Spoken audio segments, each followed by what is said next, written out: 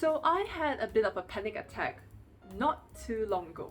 To be fair, it didn't come out of nowhere.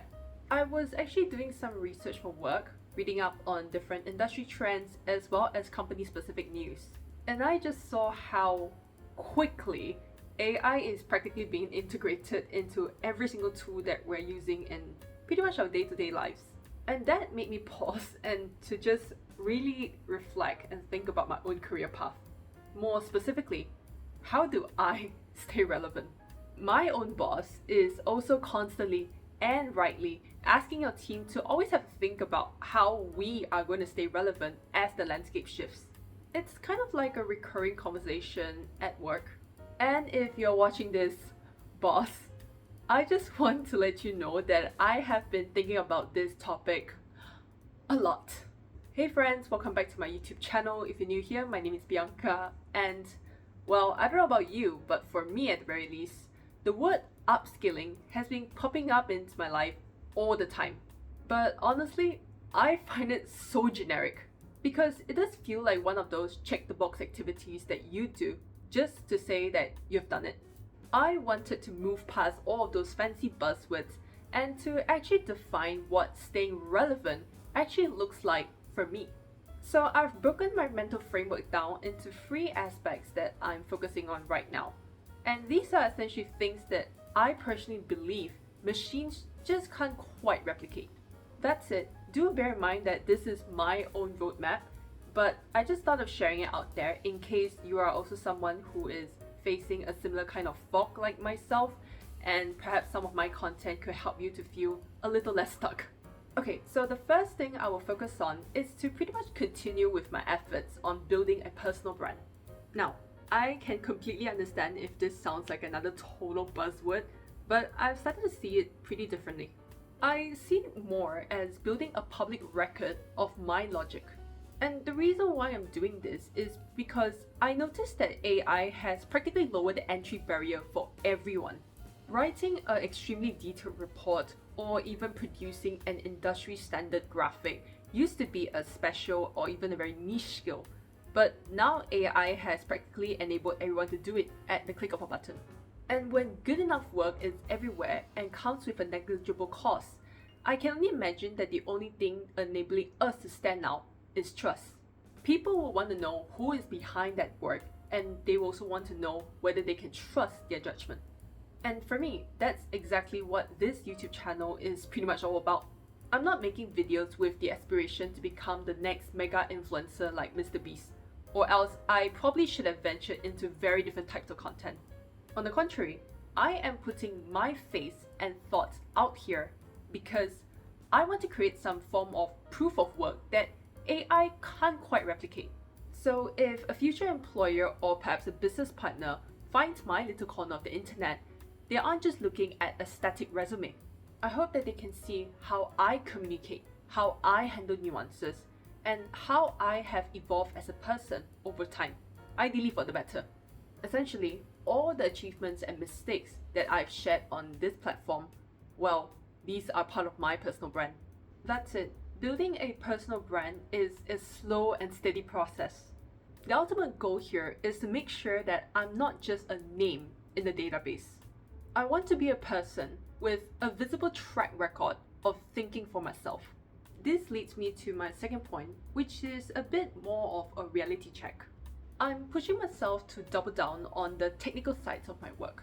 For my case, given the nature of my work, this would mean that I need to hone my financial analysis skills. Now, I'll be first to admit that I'm a little bit of a slow learner when it comes to deep technical stuff. I do take a fair bit of time to wrap my head around some financial concepts. But I'm sticking with it because as much as how I cannot outcalculate AI or process data faster than a machine, I simply refuse to be a blind user of it. Think about it. If you don't actually understand the why behind the numbers, or basically the logic that dictates the maths behind it, you won't be able to tell if AI is hallucinating or not. And at least from my personal experience, AI hallucination happens way more often than people realize. Hence, if I don't even understand the mechanics of my own job, I am basically an expensive button pusher. And that's a very dangerous and replaceable position to be in. But if I actually understood the subject domain, then AI is arguably not a threat anymore, but instead a force multiplier.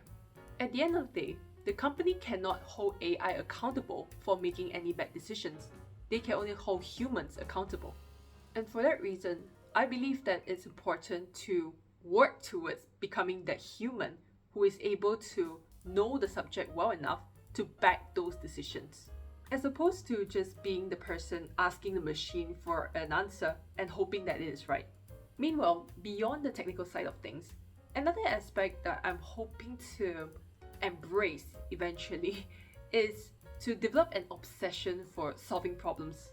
And the reason why I say that is because I'm not going to pretend that it is really tiring to always be on and on the lookout for the next challenge. But I've realized that as long as you are able to solve a problem for someone, you will always stay relevant.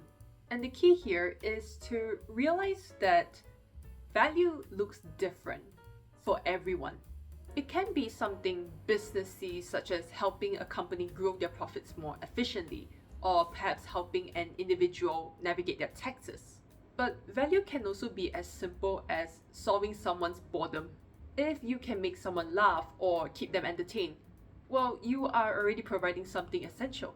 So at the end of the day, keep hunting for problems. I'm basically taking it as long as I'm able to find those gaps and fill them, it doesn't matter how mundane or fun the solution is, I probably am already moving in the right direction. So that basically summarizes my 3 strategies, if you like to call it that, as to how I would try to AI-proof my career. To be really candid with you about it, the future still terrifies me sometimes. I definitely have had those moments where I start catastrophizing and thinking, what if all of these efforts are just futile? But then again, sitting in this mindset all the time is probably not going to serve myself or others. And I thought about sharing with you about a little conversation I had a while back when I was feeling a lot of unease about this whole AI trend taking over my job perhaps one day. A colleague of mine did say something that shifted my perspective. They suggested that instead of fearing this AI trend, we should view it as an opportunity to be celebrated. Because AI has the potential to make us a lot more efficient/productive than we ever were on our own. So whether you are an employee, a freelancer, or someone doing their own thing, the answer isn't you versus AI. It's you and AI.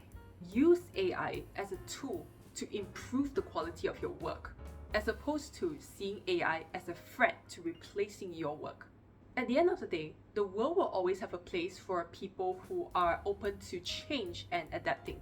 I'm still figuring things out as I go along, but I like to think that with the 3 key strategies that I've shared with you earlier, there is also a place for me in this world. That's it. I am still curious to hear how all of you are handling this. Are anyone facing the same fears as me? Are you struggling to adapt to the change, or have you already found a way through? Do share your insights in the comment section down below, because I selfishly would also love to hear and learn how different people are navigating through this. And if you'd like to keep figuring things out together with me, slowly and steadily, feel free to subscribe to my channel as I try my best to share my own processes and struggles. All in all, thanks for sitting through this video with me. I hope that you found some of this content helpful, and if you do consider hitting the like, subscribe and bell icon. Till then, I shall see you in my next video. Bye bye!